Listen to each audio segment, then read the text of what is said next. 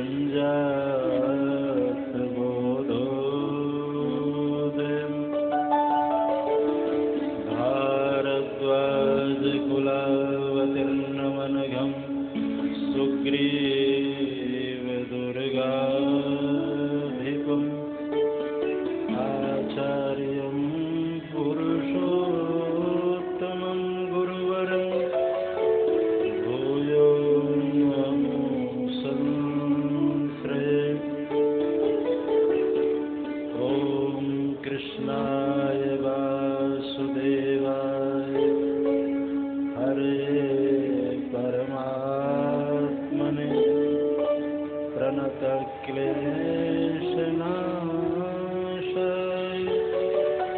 गोविन्दाय नमो नमः। गोविन्दाय नमो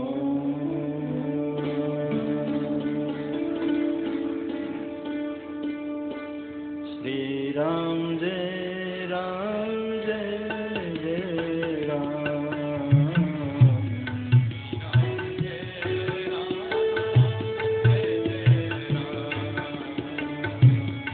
श्रीराम जय राम जय जय राम।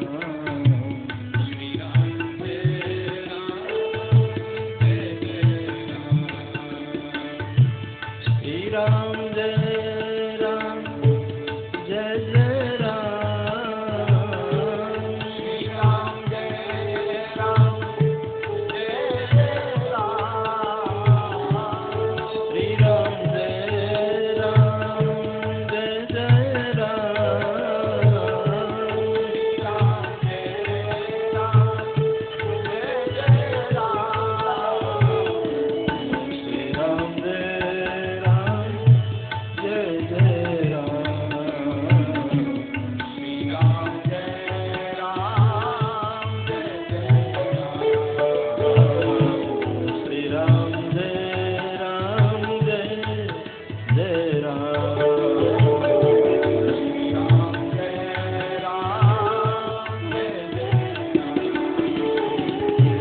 मंगल भवन अमंगल हारी। मंगल भवन अमंगल हारी। प्रभु सुदशरथ अजिर बिहारी। प्रभु सुदशरथ अजिर बिहारी। बंदौ राम लखन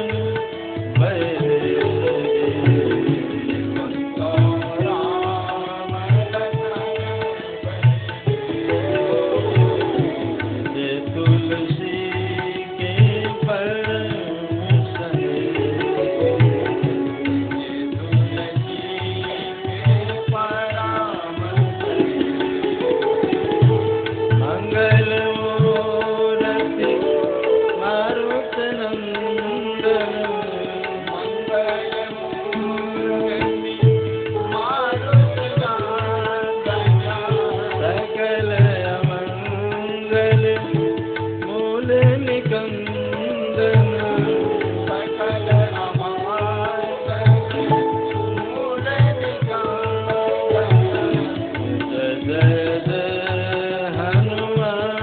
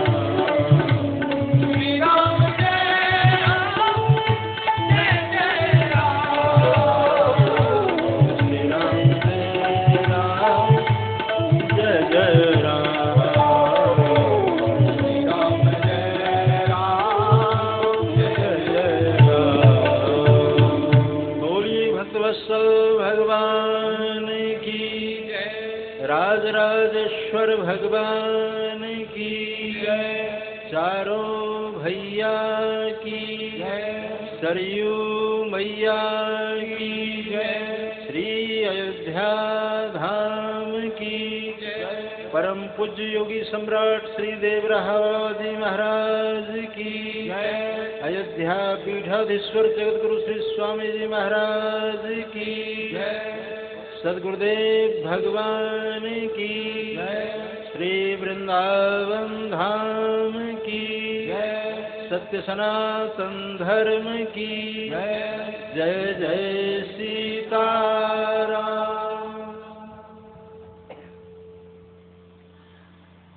मुद मंगल में संत समाज, माननीय विद्वत वृंद, स्नेहमयी मातृशक्ति देवियों, स्नेहालु बच्चों, प्रभु की महती अनुकंपा पावन श्री राम कथा का आज 8वां दिन। अभी तक आप सभी श्री रामचरितमानस में प्रथम सोपान से लेकर द्वितीय सोपान के पूर्वार्ध तक की कथानकों का रसास्वादन कर चुके हैं। राज तिलक की भई तैयारी, कैकेयी ने सब बात बिगाड़ी, पिता वचन सिर धारे राम, पतित पावन सीता राम। भगवान चित्रकूट में विराजमान हैं। चित्रकूट की महिमा सर्वोपरि है। हमारे भारतीय संस्कृति में खास करके जो हिंदुत्व के गौरव स्थान हैं, उन सभी स्थानों की महिमा है, किंतु किसी किसी स्थान का विशेष महत्व है। चित्रकूट की महिमा सर्वाधिक है। वो इसलिए कि भगवान श्री राम ने चित्रकूट में 12 साल बिताए। 12 साल बिताए हैं चित्रकूट में। अस्तु चित्रकूट की महिमा सर्वोपरि है। भगवान चित्रकूट में सभी को सुख पहुंचा रहे हैं। यहाँ कथा को वापस लाते हुए गोस्वामी जी ने बड़ी सुंदर बात कही।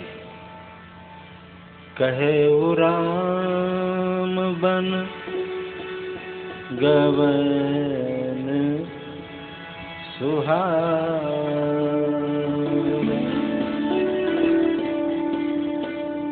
कहे राम बन गवन सुहावन,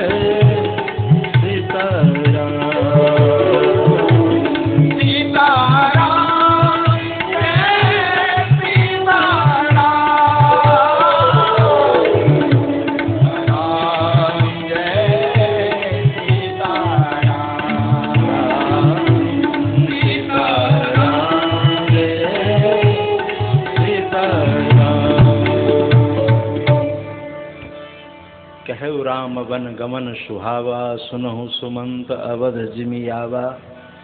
सुमंत जी गंगा तट से वापस आ रहे हैं, लेकिन मन में गलानी हो रही है। अपने मन को बार बार धिक्कारते हुए कहते हैं, आहा मंद मन अवसर चूका, अजहुन हृदय होत दुई टूका।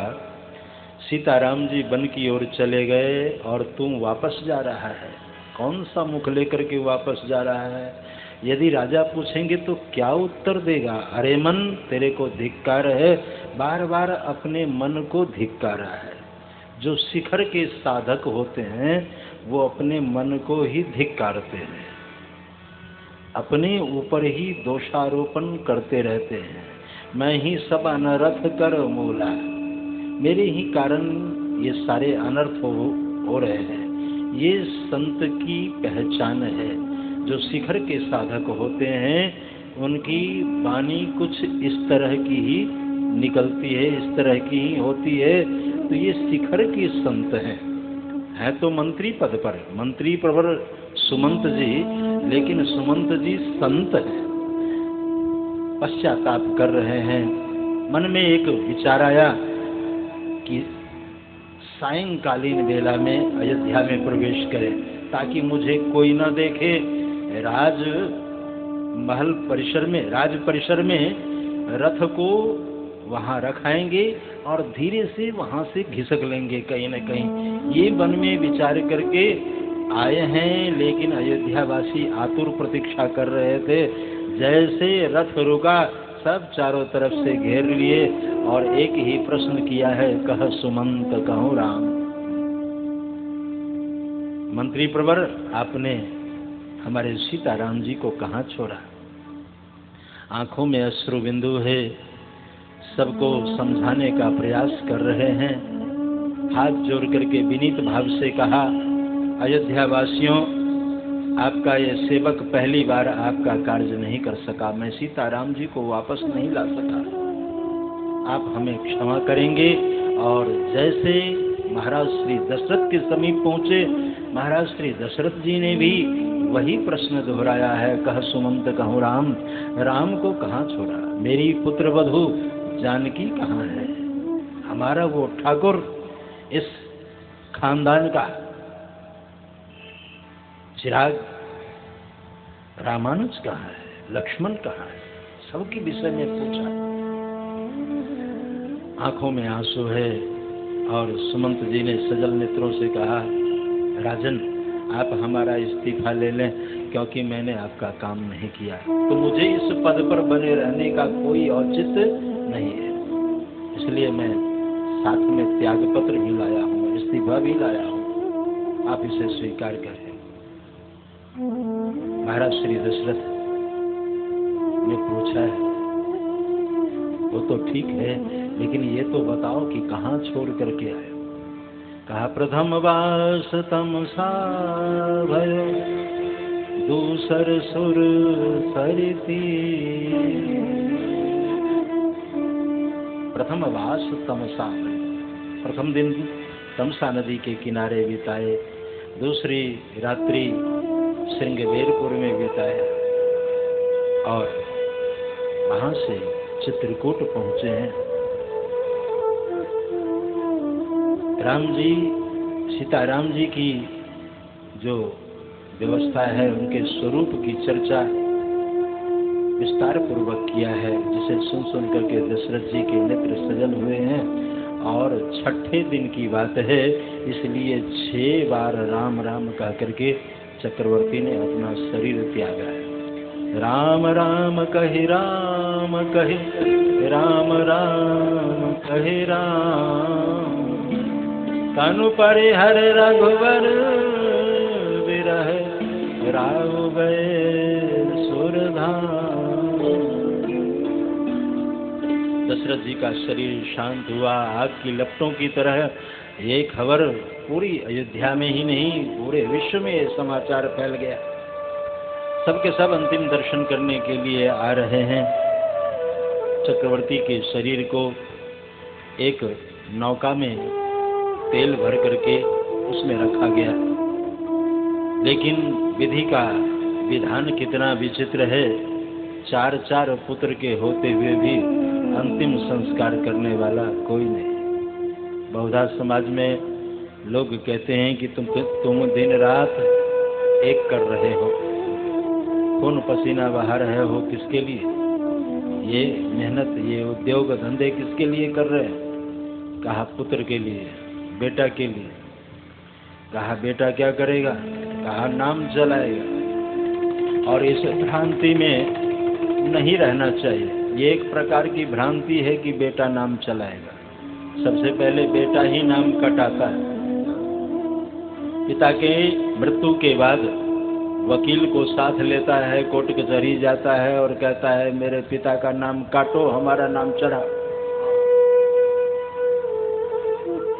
तो बेटा नाम चलाता नहीं, सबसे पहले कटाता है।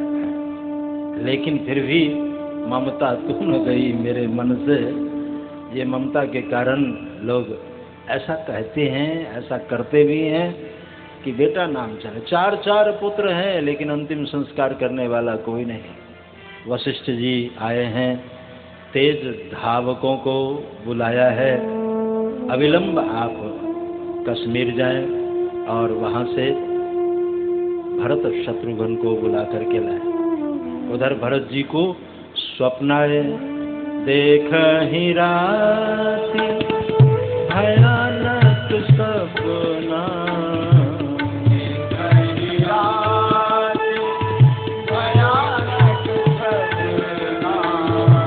जागी करहि विधि कोटि कल्पना, जागी करहि विधि कोटि कल्पना, शिव अभिषेक करहि विधि नामा, अभिषेक करहि विधि नामा, विप्र सेवाय देहि बहुदाना, विप्र सेवाय देहि बहुदाना, सीताराम जय सीताराम, सीताराम जय सीताराम, सीताराम जय सीताराम, सीताराम जय सीताराम, सीताराम जय सीताराम। उधर श्री भरतलाल जी को स्वप्न आए और सपने किसी के कभी होते न पूरे, कितना भी बनाओ लेकिन फिर भी अधूरे। सपने हो ही भिखारी नृप रंक नाकपति हो ही, सपने में राजा भिखारी बन जाता है, भिखारी राजा बन जाता है, किंतु जागे हानि न लाभ कछु। जग जाने के बाद न तो वो राजा है और न ही भिखारी है। लेकिन रामचरितमानस में कुछ सपने सच होते हैं। रामचरितमानस में गोस्वामी जी की ऐसी मान्यता है, पूर्वाचार्यों की ऐसी मान्यता है कि कुछ सपने सच होते हैं। जैसे यह सपना मैं कहूँ बिचारी, होई यही सत्य गए दिन चारी, सपने बानर लंका जारी, जात धान सेना सब मारी। ये सपने सच हुए हैं, कई सपने सच होते हैं। हमारे यहाँ साधक शिखर के जो संत होते हैं, संतों के यहाँ सपने नहीं आते हैं। अगर उसे सपने आते हैं तो भगवान से संबंधित ही आते हैं, क्योंकि जिन्होंने अपने आप को प्रभु चरणों में समर्पित कर दिया है, जो चरणाश्रित हैं, जो दिन रात प्रभु के चरणों का चिंतन करते हैं, जागत सोवत शरण तुम्हारी, ऐसे साधकों को अगर सपने भी आते हैं तो भगवान से संबंधित ही आते हैं। जीवों की 4 अवस्था है, जागृत, स्वप्न, सुषुप्ति और तुरीया। ये 4 अवस्था है। जिसमें जागृत और स्वप्न में अधिक अंतर नहीं है, सुषुप्ति और तुरिया में भी अधिक अंतर नहीं है। जागृत अवस्था में हम जो कुछ करते हैं सपने उसी से संबंधित आते हैं। आप अगर जागृत अवस्था में किसी से झगड़ा झंझट करेंगे, मारपीट करेंगे, तो रात्रि में सोने के बाद सपने भी आपको झगड़ा झंझट से संबंधित ही आएंगे। और आप अगर कथा कीर्तन सुनते हैं, भजन करते हैं, प्रभु का नाम संकीर्तन करते हैं, तो सपने में भी आप कीर्तन करते नजर आएंगे, भगवत दर्शन का लाभ प्राप्त करते नजर आएंगे, आप माला जपते हुए नजर आएंगे, क्योंकि आपकी प्रकृति जैसी होगी जागृत में, उसी का स्वरूप, उसी का प्रारूप जो है वो स्वप्न में होता है। तो साधक कभी भी गलत स्वप्न नहीं देखता। ये शिखर के संत हैं भरतलाल जी, जिनके रोम रोम में भगवान समाहित हैं, सीताराम जी समाहित हैं, जिन्होंने वरदान ही मांगा है। हम लोग कहते हैं सुख संपत्ति घर आवे, लेकिन इन्होंने एक ही वरदान मांगा, न धर्म चाहिए, न अर्थ चाहिए, न काम चाहिए, न मोक्ष चाहिए। अर्थ न धर्म न काम रुचि, गति न चाहो निर्वाण, जन्म जन्म सिए राम पद यह वरदान न आन। जो दिन रात भगवान की चरणों की प्रीति मांग रहा है, प्रभु चरणों में हमारा मन लगे, ऐसा वरदान मांग रहा है, उसे भला कभी गलत सपने क्यों आए। लेकिन जब भरत जी को ऐसे सपन आए, भयंकर स्वप्न देखा, तो वो सच। भरत जी ने कहा कि कुछ न कुछ तो हुआ है।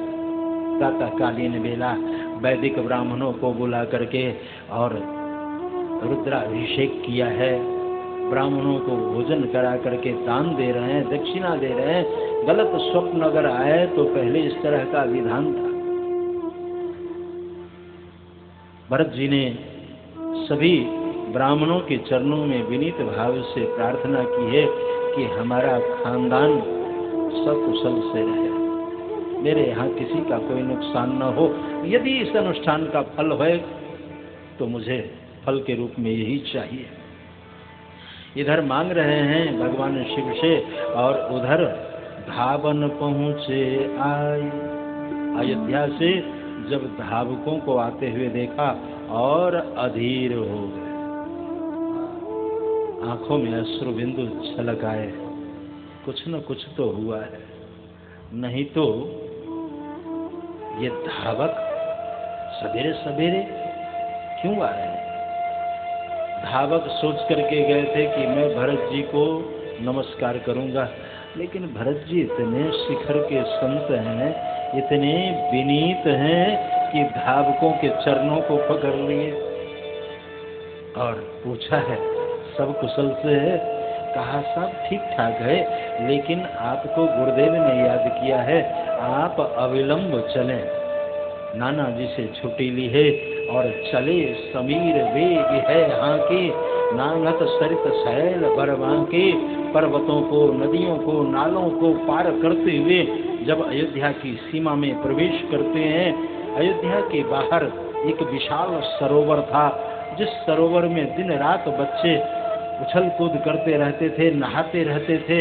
आज वो सरोवर बिल्कुल खाली देखा, अयोध्या की गलियों को बिल्कुल खाली देखा। अयोध्यावासी जो भी देखते थे भरत जी से मुंह फेर लेते थे। भरत जी का अंदेशा बढ़ता गया कि जो अयोध्यावासी मुझे सिर के ऊपर धारण करते थे आज मुंह फेर रहे हैं, जरूर कुछ हुआ है। राजमहल के द्वार पर आते हैं, अम्बा कैकेयी मंगल टीका लगाती है, आरती उतारती है और कुशल समाचार पूछा है। बेटे, तुम्हारे मामा जी वगैरह, नाना जी इत्यादि सब ठीक है? कहा माँ सब ठीक है, लेकिन अयोध्या इतनी सोनी क्यों है? पिताजी नहीं दिखाई दे रहे, मेरे स्वामी भगवान श्री राम नहीं दिखाई दे रहे, माता जानकी नहीं दिखाई दे रहे, भैया लक्ष्मण नहीं दिखाई दे रहे, सबके सब कहाँ गए? कैकेयी ने अपने हृदय को मजबूत किया। और कहा, तात बात में सकल सवारी, भय मंथरा सहाय विचार, कछुक काज विधि बीच बिगाड़। बेटे, मैंने अपनी ओर से सब कुछ बना लिया था, मंथरा के सहयोग से सभी कार्यों का संपादन कर लिया, लेकिन विधाता ने बीच में कुछ बिगाड़ दिया। क्या? कि तुम्हारे पिताजी स्वर्ग सिधार गए। भरत जी के ऊपर इसका कोई प्रभाव नहीं हुआ, कोई असर नहीं हुआ, क्योंकि भरत जी जानते थे कि पिताजी स्वर्ग जाते रहते हैं, देवताओं की सहायता करने के लिए जाते रहते हैं, तो हो सकता है देवताओं ने बुलाया होगा और किसी कार्य से वो गए हों। लेकिन जब राम जी की वनगमन की बात सुनी तो भरत ही बिसरऊ पितु मरण, सुनत राम बन गऊ। सीताराम जी के वनवास की बात सुनते ही भरत जी पीछे हटे हैं और सबसे पहला प्रयोग किया है महारानी कैकेयी। आप जरा सोचो कि पुत्र जिस दिन माता पिता का नाम लेकर के पुकारता है, उसी दिन माता पिता की मृत्यु हो जाती। भरत जी ने जैसे कहा, महारानी कैकेयी, आपने सोचा कि सीताराम जी को वन भेज देंगे और मैं राजमाता कहलाऊंगी, लेकिन ये सपने कभी पूरे नहीं होंगे। अरे पापनी, अगर तुम्हें ऐसा ही करना था तो तूने मुझे सूती का गृह में क्यों नहीं समाप्त कर दिया? आज ये दिन देखना पड़ा मुझे। हंस वंश दशरथ जनक, राम लखन सन भाई, जननी तू जननी भई, विधिसन काह वशाई। हंस वंश दशरथ जनक, राम लखन सन भाई। इतने सुंदर खानदान में भगवान ने मुझे